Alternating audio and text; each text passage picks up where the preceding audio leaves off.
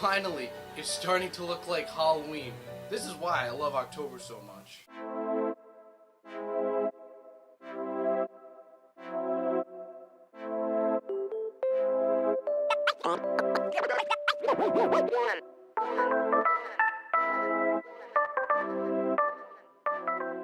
Hello world, welcome back to another video.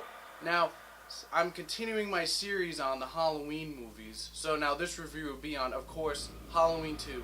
It's a direct sequel to Halloween 1. It actually takes place on the same night as Halloween 1. So yeah, let's get into this review. This movie is directed by Rick Rosenthal, who also in the future will direct the horrible, in my opinion, Halloween movie, Halloween Resurrection, but I'm not going to talk about that. We'll eventually get to that, but, you know, warning, that movie is really bad. So first, a couple things I'd like to point out. John Carpenter and Deborah Hill, who wrote the original movie and wrote this movie, did not want to actually write this, but the studio insisted, so they did, and John Carpenter said that the only thing that got him through this was a six-pack of Budweiser a night. So obviously you can tell that there's a couple plot holes because of that in the script. Now, the setting of this movie is actually really cool, and I personally really like it. It takes place at Haddonfield Hospital. It's a very creepy place, and there's a lot of good cinematography. The only problem is there's only like 7 people working there. Now, I know this is a movie, but still, it kind of ticks me off that there's only like 7 people there. Usually hospitals are pretty packed with staff, but you know, that's just a little nitpick of mine. Now, the 2 main characters of the other movie are returning. Laurie Strode, played by Jamie Lee Curtis, and Donald Pleasence, who plays Dr. Loomis. Now, there's a new person who plays Michael Myers, and that is stuntman Dick Warlock. I think he also plays Michael Myers in Halloween 4, I think. Hopefully I didn't get that wrong. So this is his first time putting on the mask, and you know, the mask just, you know, I've heard this a lot, the mask doesn't fit his face the way it fit Nick Castle's, and I have to agree on that. It seems that his neck is a little thicker than Nick Castle's. You know, he's okay as Michael Myers. I'm not like the biggest fan of him. Now, the mask is the same as the original. There's just a lot of wear and tear, so it looks more yellow than like pure white as in the original, but the mask still looks great. It just has some wear on it, but other than that, it's basically the original. It's basically looks like the original mask. So Laurie Strode, she is the main character in this, but something I found particularly odd was that she didn't really have a lot of lines.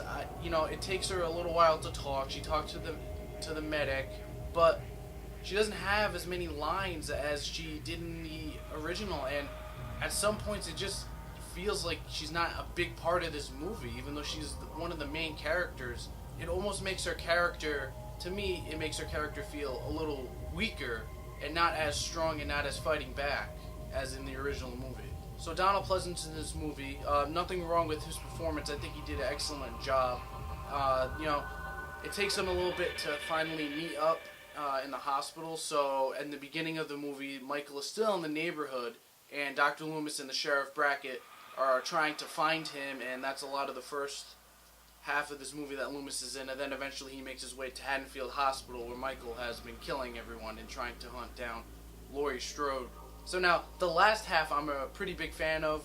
It's a little absurd at first. You know, Michael just casually walks through a glass door like no problem, and then he chases Laurie and Loomis, and you know, that famous scene where she shoots both of his eyes and he's blind and the blood comes down from his mask. I think that's a great scene. And then, you know, Loomis and Michael blowing up as Laurie escapes. So now, John Carpenter and Deborah Hill, both, as I said before, didn't want to do this movie. So that explosion is actually supposed to kill Loomis and Michael Myers and end Michael Myers, the character, completely. And as we can see in the next movie I will be reviewing, Halloween 3, Michael Myers is not even mentioned or in this movie. None of the characters are in the next movie. So I find it a little comical that in Halloween 4, you know, somehow they both just survived that with scarring, even though they were blown up to probably pieces, I'm assuming. So all in all, I think this is still a great Halloween movie. I think this is an excellent sequel. A lot of horror movies nowadays, as the movies continue, the movies get progressively worse and worse. But I still think that this movie stays true to the original. So my final rating for this movie is a B+, a very good sequel. And I do recommend you watch, well, I recommend you watch all of these. Even the bad ones are still funny to watch. That's going to do it for this video. I hope to see you guys in the next.